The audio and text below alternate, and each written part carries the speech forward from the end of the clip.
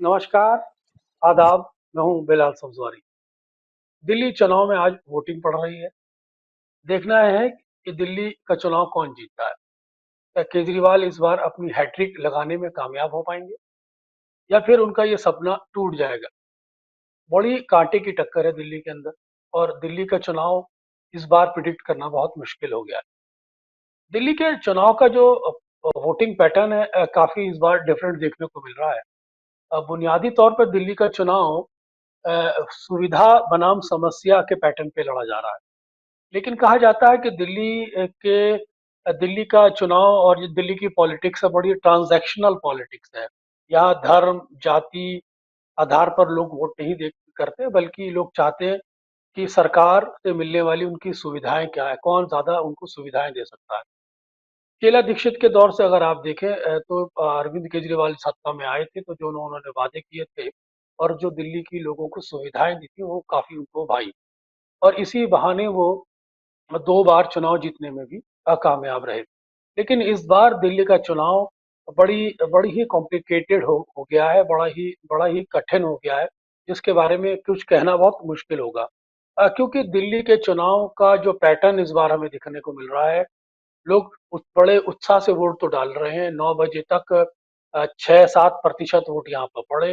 निरंतर लोग लाइनों में लगे हुए हैं, बड़े हर जगह से अच्छी खबरें आ रही हैं, अच्छा चुनाव प्रतिशत देखने को मिल सकता है। लेकिन समस्या यह है कि दिल्ली का जो वोटिंग पैटर्न है इस बार क्या सुविधाओं पर वोट करेगा या समस्याओं पर वोट करेगा? ये कहने वाली बात है, देखने वाली बात है और समझने वाली बात है। दरअसल दिल्ली का जो मुख्यमंत्री की सीट है नई दिल्ली वाली सीट जिस पर अरविंद केजरीवाल भी लड़ रहे हैं, जिस पर परवेश शर्मा भारतीय जनता पार्टी से लड़ रहे हैं और जिस पर कांग्रेस के संदीप दीक्षित भी लड़ रहे हैं। ये भी एक ट्रायंगुलर हमें चुनाव देखने को मिल रहा है इस सीट पर भी। बहुत कहना मुश्किल है कि ये यहाँ पर अरविंद केजरीवाल अपनी सीट लूज करेंगे या परवेश वर्मा जीत पाएंगे। संदीप दीक्षित अगर अच्छा परफॉर्म करते हैं तो यकीनन भारतीय जनता पार्टी को जीत का मौका मिलेगा।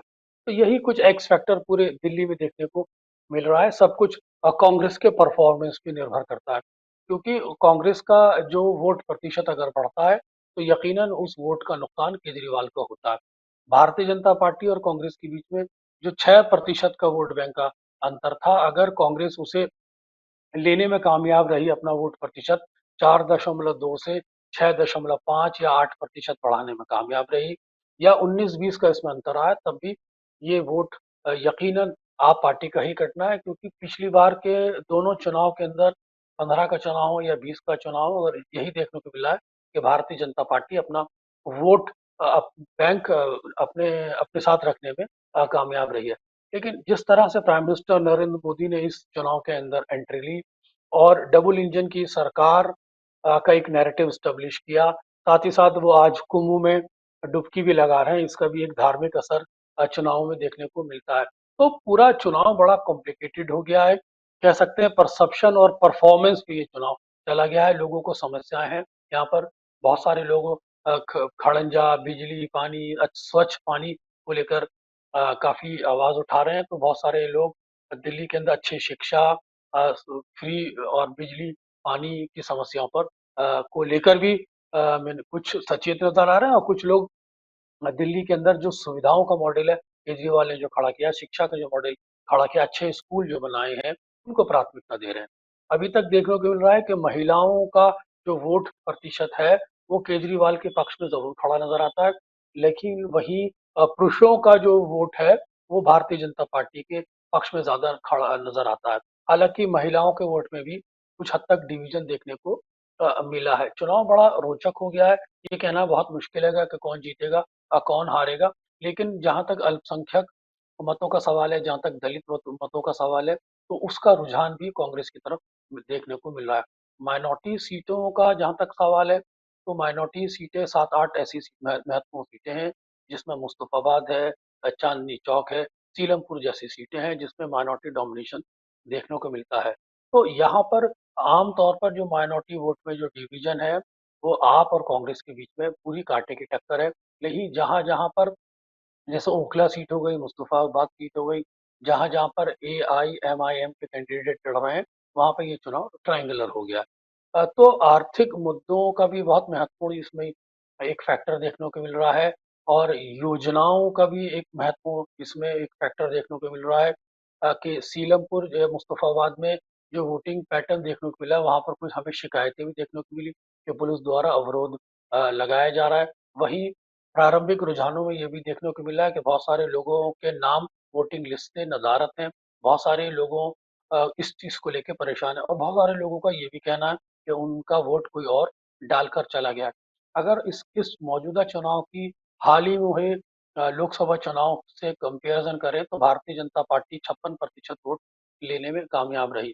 जहां आप पार्टी और कांग्रेस समझौते के साथ भी इस चुनाव को नहीं जीत पाई। लेकिन इस बार कांग्रेस भी इस चुनाव में पूरे दमखम के साथ उतरी है और राहुल गांधी, प्रियंका गांधी, सोनिया गांधी, संदीप दीक्षित, केजरीवाल ये सब लोग अपना-अपना वोट डाल चुके हैं। नई दिल्ली जो विधानसभा सीट एक हाई प्रोफाइल सीट मानी जाती है, लुटियंस जोन में आती है, इसका एक बड़ा एक प्रभाव होता है। देखना यह है कि केजरीवाल यहाँ पर तीसरी बार जीत पाते हैं या नहीं जीत पाते। बड़ा रोचक चुनाव है, दिल्ली के लोगों को इस चुनाव से बड़ी आशाएँ हैं, लेकिन लेकिन पूरा पूरा चुनाव एक परसेप्शन और एक करप्शन के नैरेटिव पर, परफॉर्मेंस के नैरेटिव पर चला गया है, जिसमें सुविधा बनाम समस्या एक बड़ा फैक्टर के रूप में काम कर रही है। वहीं अंतिम समय में केजरीवाल लोगों से या उनका काडर लोगों से अपील ज़रूर कर रहा है कि वो ज़्यादा से ज़्यादा संख्या में निकल कर वोट करें ताकि उनका वोट प्रतिशत मेंटेन रहे।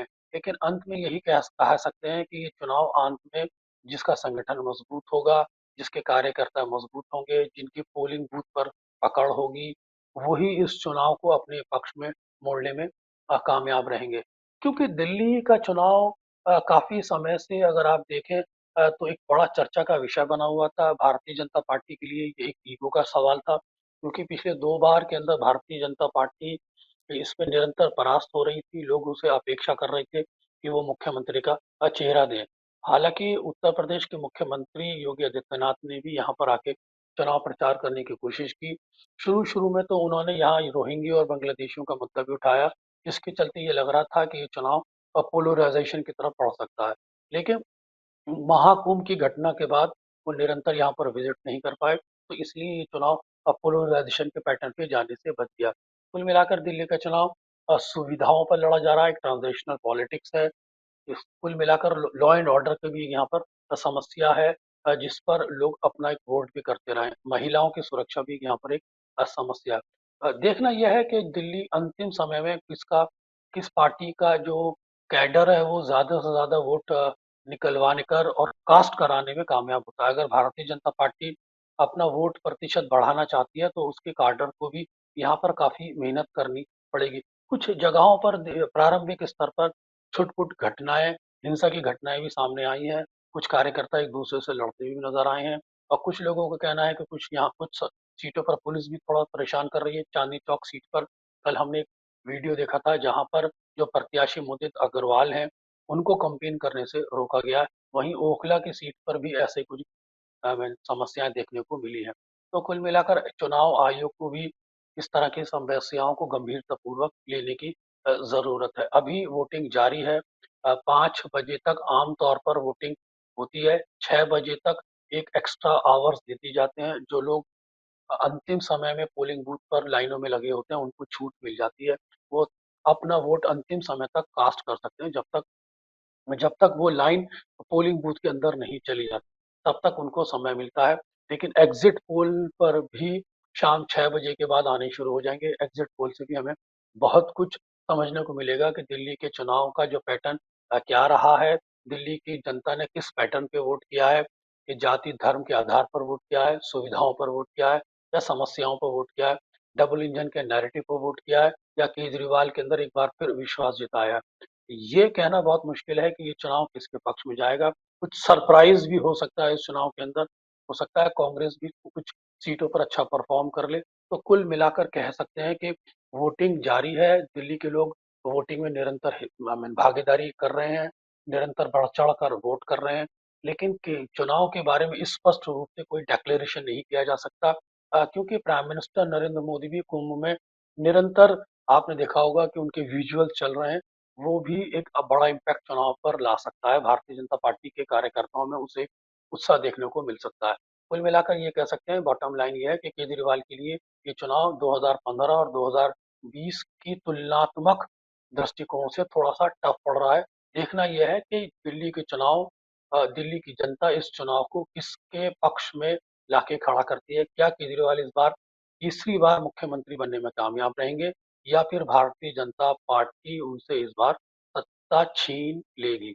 ये सब इस बात पे भी निर्भर करता है कि कांग्रेस किस तरह से परफॉर्म करती है।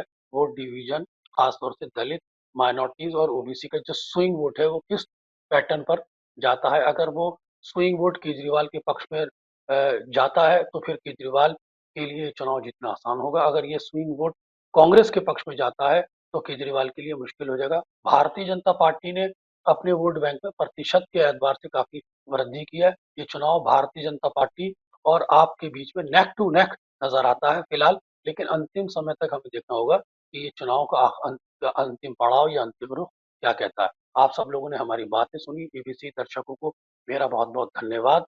चुनाव में उत्साहपूर्वक अपनी भागीदारी निभाते रहें। लोकतंत्र के इस पर्व के अंदर अब आपके हर वोट की कीमत होती है।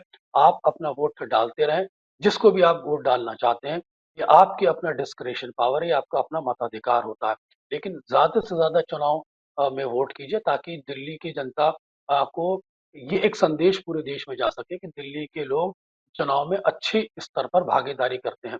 जितना आप अच्छी भागीदारी करेंगे, उतने ही अच्छे रिजल्ट दिल्ली के माध्यम से पूरे देश में सुनने को मिलेंगे। धन्यवाद। ABC Hindi news. आज ही जुड़िए हर खबर के साथ।